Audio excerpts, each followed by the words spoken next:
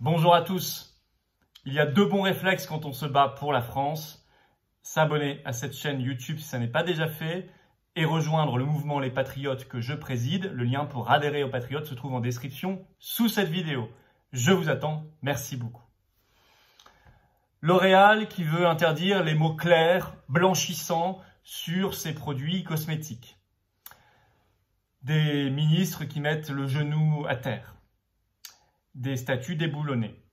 Nous sommes dans une grande période de lutte contre le racisme. À chaque fois qu'il y a de grandes crises politiques, économiques, crise de l'oligarchie, la lutte contre le racisme ressurgit. Ce fut le cas dans les années 80, c'est le cas aujourd'hui évidemment, suite au désastre historique provoqué par la crise du coronavirus, mais aussi les crises financières successives depuis 10 ans. Nous sommes repartis dans une séquence de lutte contre le racisme. On va voir les objectifs derrière tout cela. Pourquoi l'oligarchie le fait, évidemment. On va voir aussi que ça touche cette fois-ci toutes les sphères de la société, culturelle et historique, politique, économique. On va voir aussi que cette fois, ça prend un tour complètement hystérique, complètement totalitaire et complètement débile. On va voir surtout, enfin, ce qu'il faut faire. Ce qu'il faut faire à titre individuel et à titre collectif et national.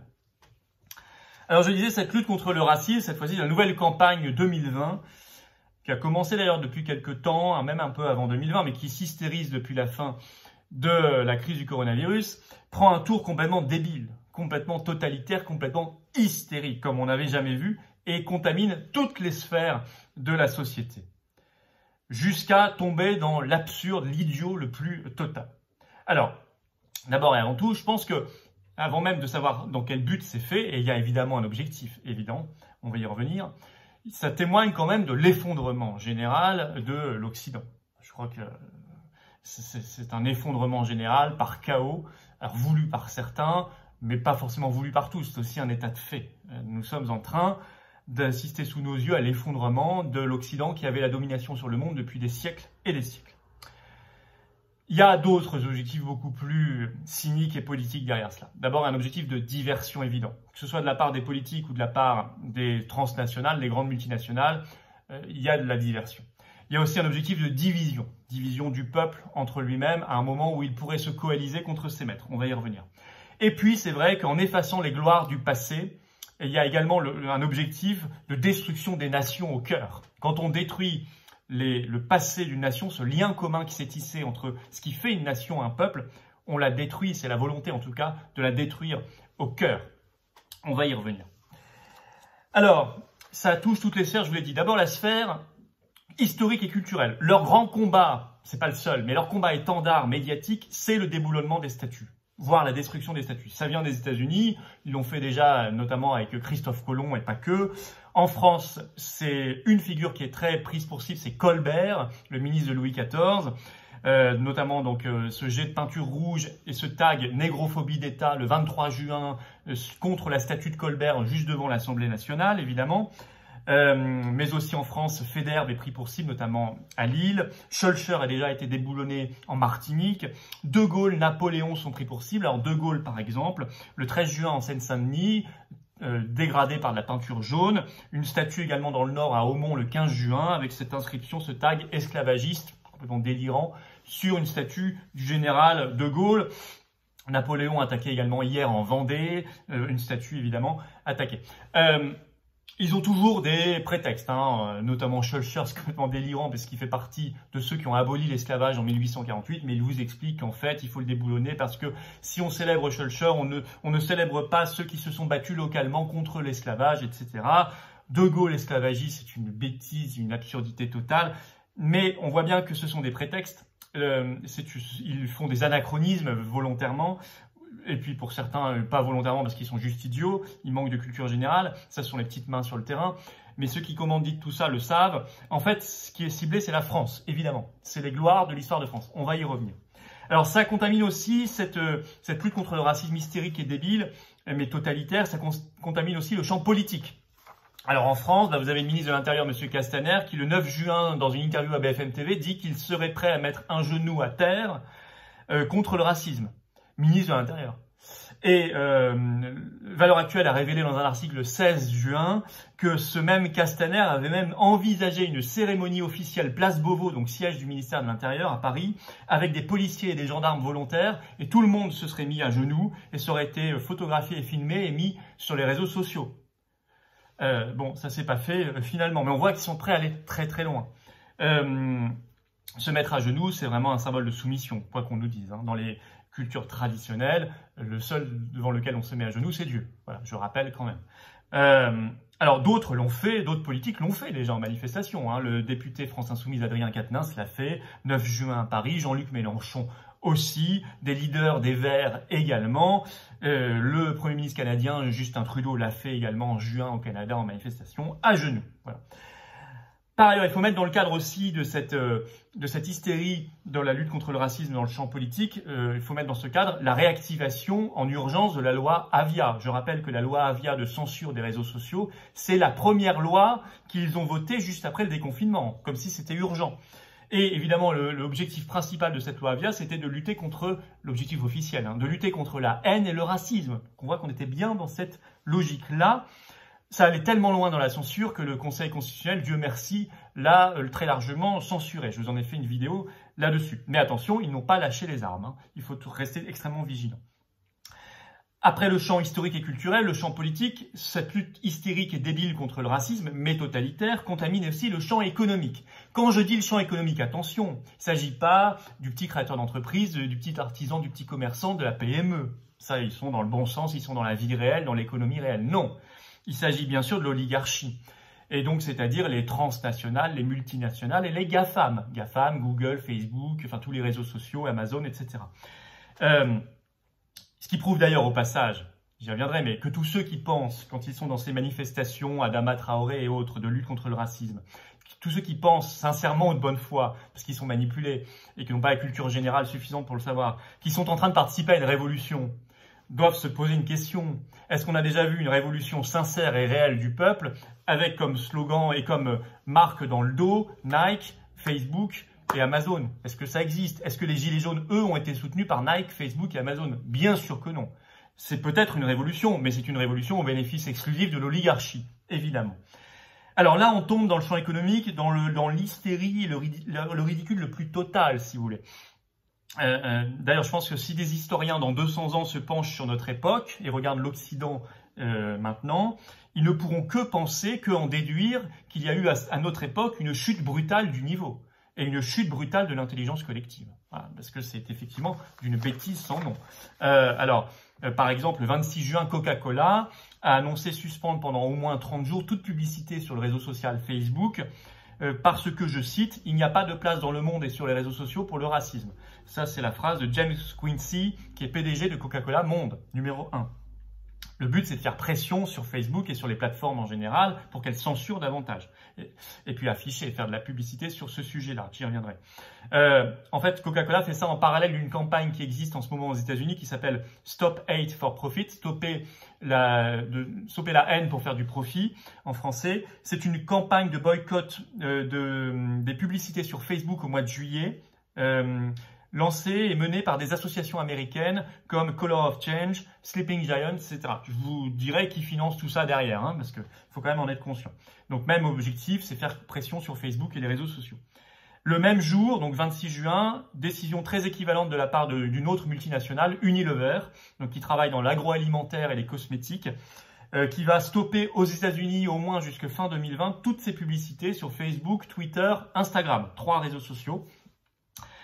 Et ça marche quand même parce que Facebook, par la voix de son fondateur Mark Zuckerberg, a réagi et a annoncé un durcissement des positions de Facebook contre, je cite, les messages haineux.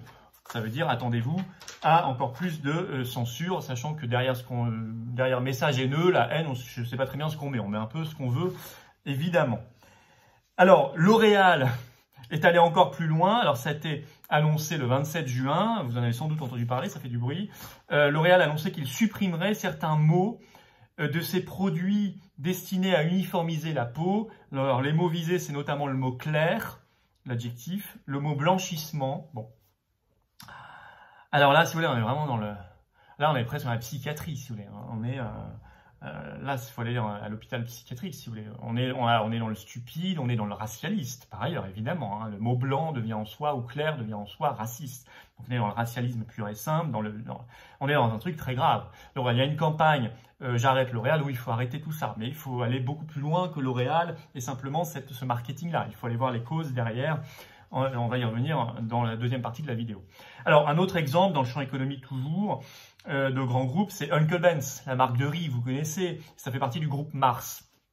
Alors, donc ils ont annoncé il y a quelques jours qu'ils voudraient faire évoluer le personnage sur les boîtes de riz pour sortir des préjugés racistes. Bon, moi j'ai vu le Uncle Ben's, j'avais pas pensé du tout à du racisme. Bon, enfin écoutez, on ne sait plus aujourd'hui ce qu'il en est. Enfin, ça avait déjà commencé en 2018 en France. Je vous rappelle que celle qui se présente comme activiste, chroniqueuse télé, Rokhaya Diallo, qui est par ailleurs Young Leader, c'est-à-dire qu'elle participe à un programme franco-américain, hein, c'est intéressant à savoir, elle est très liée aux États-Unis. Rokhaya Diallo avait déjà tweeté le 2 mai 2018 contre les pansements, parce que les pansements à compresse blanche sont racistes. Donc elle avait tweeté « La compresse située au centre de ces pansements est blanche ». Voilà. Alors, Nike également a publié il y a quelques jours un tweet pour supplier ses fans, je cite, de ne pas tourner le dos au racisme. Dans un grand élan de générosité, ce tweet a été retweeté par ses concurrents, notamment Adidas et Converse. Alors qu'en 2018, un rapport du collectif Éthique sous l'étiquette accusait justement Nike et Adidas de sous-payer les ouvriers dans ces usines du tiers-monde, dans leurs usines du tiers-monde. Donc là, on tombe sur une des premières raisons pour lesquelles tout le monde, enfin tous ces politiques et transnationales et GAFAM tombent dans cette hystérie et occupent l'espace par cet antiracisme hystérique et totalitaire. En fait, le premier objectif, c'est la diversion. Ça leur permet de faire diversion. Je viens de vous citer un rapport accablant contre Nike et Adidas sur du réel, là, je veux dire sur la manière dont ils font travailler des gens, des vrais gens dans le tiers-monde. Bon, et là, peu importe leur couleur de peau, je veux dire ça.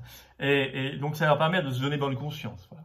Ils donnent tous bonne conscience en se tenant la main, en se retweetant les uns les autres, bon, en se relayant les uns les autres. Alors, effectivement, ça permet la diversion, aussi bien pour les grandes entreprises que pour les politiques, pendant que les inégalités réelles explosent et vont exploser cette année avec la crise économique terrible, ben on n'en parle pas. On se donne bonne conscience en disant on lutte contre le racisme. Ça permet de faire diversion par rapport aux grands enjeux du moment, évidemment, que ce soit la domination bancaire, l'esclavage pour dette, qui va aussi s'aggraver parce que les dettes explosent partout. C'est, si vous voulez, la répartition ultra injuste des richesses, les conflits d'intérêts qui sont flagrants en France dans le cadre de la gestion du coronavirus, tout ce que Raoult ou Perron, les professeurs Raoult et Perron nous ont dit concernant le coronavirus, etc., et des laboratoires. La domination oligarchique à travers des structures supranationales comme, évidemment, l'Union européenne, par exemple. Ça, ce sont les vrais sujets au cœur. Voilà. Et tout ça, donc on fait diversion, on ne parle pas de ces grands sujets qui, normalement, sont sur la table, du fait ne serait-ce que de la crise du coronavirus. Hop, on les pousse de la table et on met la lutte hystérique contre le racisme à la place. Bon, ça permet donc aux politiques de fuir leurs responsabilités là-dessus. Ça permet aux grandes entreprises, je vous l'ai dit, de fuir leurs vraies responsabilités sur le partage des richesses entre salariés et actionnaires, la manière dont ils font travailler des gens, la manière dont ils font travailler des gens dans nos pays, mais aussi dans le tiers-monde, etc. La manière dont ils maltraitent l'environnement, bon, toutes ces questions-là. Alors, pendant ce temps-là, si vous voulez, ces grands groupes peuvent donc continuer leur exploitation et les GAFAM y ont également un intérêt parce que ça leur permet de contrôler encore mieux nos libertés et même nos consciences, évidemment, puisqu'il y a des appels en permanent à plus de censure. Alors, deuxième objectif après la diversion, c'est la division, évidemment. C'est ce que je vous ai déjà expliqué, c'est obtenir l'horizontalisation des luttes. Ça veut dire quoi? Au lieu que tout le monde se fédère contre nos maîtres, contre l'oligarchie, hop, on va faire en sorte que le petit peuple, s'attaque. Voilà, au sein de lui-même. On horizontalise les luttes. Alors, c'est, si vous voulez, alors pour cela, ils utilisent le champ culturel. C'est ce que je vous disais au début, les mouvements contre les statuts. C'est pour nous démontrer, si vous voulez, nous faire prendre conscience, nous mettre dans le cerveau que l'ouvrier blanc, même quand il est au SMIC, bah, il est un descendant d'esclavagistes. Et l'ouvrier noir, si lui aussi il est au SMIC, bah, lui c'est un descendant d'esclaves. Voilà. Donc, bah, il faut qu'il se tape dessus. Même si c'est totalement faux. Et même si ces gens-là, 300, 400 ans après, n'ont aucune responsabilité là-dedans, soit comme exploiteurs, soit comme victimes. Voilà. Alors, C'est pour ça que toutes ces manifs du champ culturel, les Adama Traoré, Black Lives Matter, les statues, etc., sont extrêmement soutenues par le pouvoir en France, notamment en France, par les médias aussi, les grands médias. Alors par exemple, Adama Traoré, ce sont des manifestations qui ont été tolérées parce que le ministre de l'Intérieur nous a dit qu'il était ému par la cause. Donc elles étaient tolérées même quand normalement, par la loi, elles étaient interdites. De la même manière, elles sont valorisées même par le pouvoir. Et si vous voulez, elles permettent... ça permet, si vous voulez, de faire croire à certains qu'ils sont en train de mener une révolution, une authentique révolution, c'est ce que je vous disais, alors qu'ils sont sponsorisés par Nike et Facebook et qu'ils sont tenus en laisse dans cette révolution par Facebook, justement, ou par Twitter. Donc, c'est tout à fait pratique.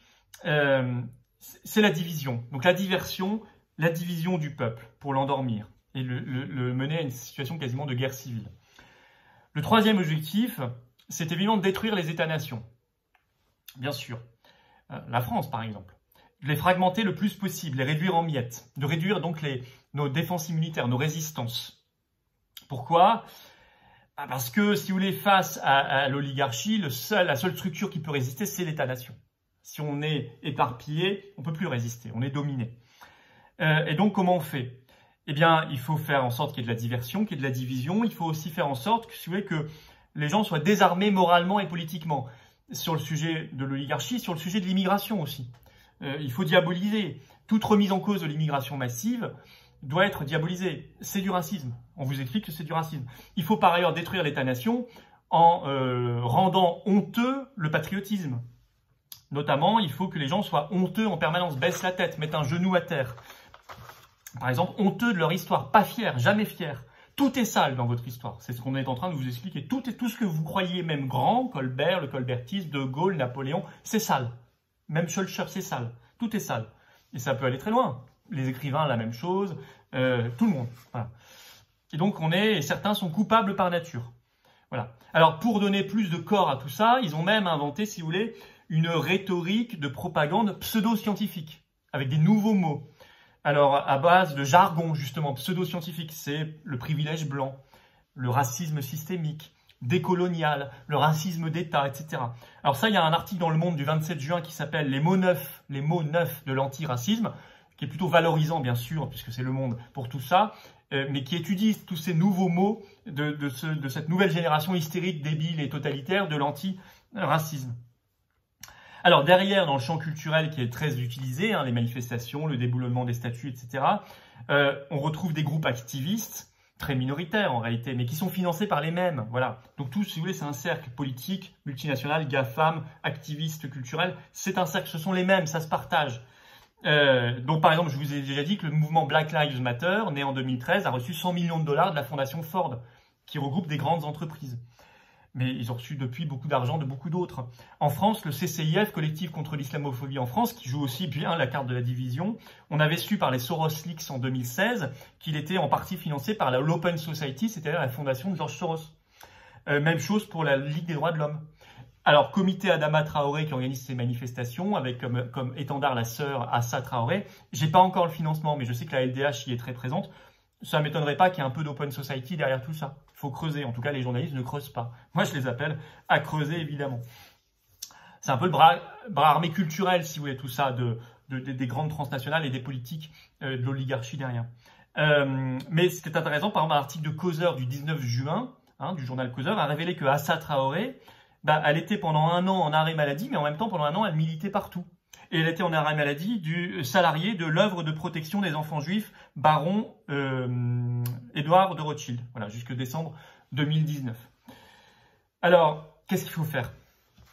Qu'est-ce qu'il faut faire? D'abord, à titre, il n'y a pas des solutions miracles, je vous le dis tout de suite, à titre individuel, il faut, là je parle évidemment au peuple français en particulier, il faut refuser la culpabilisation pour les uns, et je parle aux blancs en particulier, et refuser la victimisation pour les autres, ceux qui ne sont pas blancs.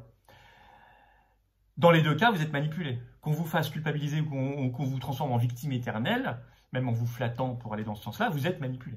Vous êtes manipulé. Donc, si vous voulez, il faut refuser cette horizontalisation des luttes. Voilà. Donc, il faut toujours poser les bonnes questions et poser les bons débats. y compris la question de l'Union européenne, la question de la répartition des richesses, la question des conflits d'intérêts, la question de l'immigration. Ne s'interdire, ne rien s'interdire. Voilà, même si on vous dit que c'est pas bien. Et si on veut vous faire parler d'autre chose. Deuxième chose, il faut revendiquer notre histoire nationale et en être fier. Voilà. Plus on vous demande de vous mettre à genoux, plus vous vous mettez debout et vous relevez la tête. Et pour ça, il faut se cultiver. Alors, parce que, si vous voulez, le terreau sur lequel ils avancent, c'est l'acculturation générale, l'effondrement du niveau de la culture générale, l'effondrement malheureusement du niveau à l'école, etc. depuis 30 ans. Il faut se cultiver. Plus on est cultivé, plus on résiste à toutes ces bêtises. Ensuite, si vous voulez, dès que vous voyez une action militante sur laquelle le pouvoir et les médias posent un regard bienveillant, demandez-vous, premier réflexe que vous devez avoir, qui paye? Qui paye? Par exemple, la journée souverainiste du 5 juillet que les Patriotes organisent, vous pouvez vous inscrire, c'est nous qui payons, les Patriotes. Alors, on est aidés par nos adhérents et nos donateurs que je remercie grandement et qui vont peut-être se manifester encore après cette vidéo. Mais vous voyez, nous, il n'y a pas d'Open Society, il n'y a pas Facebook, il n'y a pas Nike. Bon, les autres, qui payent? C'est toujours très intéressant. C'est la vraie question. Ensuite, il faut défendre des valeurs. Dignité, fierté, liberté, patriotisme. Voilà, il faut porter ces valeurs en étendard. Ce sont des belles valeurs, il faut en être fier. Alors, il ne faut pas s'interdire également de dire ce qu'on pense aux politiques et aux marques, comme L'Oréal et d'autres, et aux politiques. Quand ils sont dans l'idiotie, la bêtise, le totalitarisme, le racialisme, il faut leur dire, il y a des campagnes de boycott, il y a des choses sur les réseaux sociaux, il faut y participer. Voilà. Parce que malgré tout, ça a un impact. Et il ne faut certainement pas se taire, on n'est pas sous muselière. Bon. Très structurellement, très politiquement, c'est très important de comprendre que face aux exigences des groupuscules idéologiques et face aux exigences, aux manœuvres du grand capital qui se regroupent, la seule chose qui puisse résister, c'est la souveraineté nationale, évidemment. C'est l'État-nation indépendant et libre, c'est la souveraineté nationale. Donc il faut faire le Frexit. Il faut quitter aussi l'OTAN, il faut quitter l'euro, il faut quitter la Cour européenne des droits de l'homme, il faut quitter tout ça, voilà, toutes ces structures supranationales. Voilà. Si vous êtes en accord avec cette analyse et ces solutions, si vous voulez vous battre pour cela, adhérez aux Patriotes, le mouvement que je préside. Le lien pour nous rejoindre est en description sous cette vidéo. Il est également en commentaire épinglé. Je vous attends et vive la France!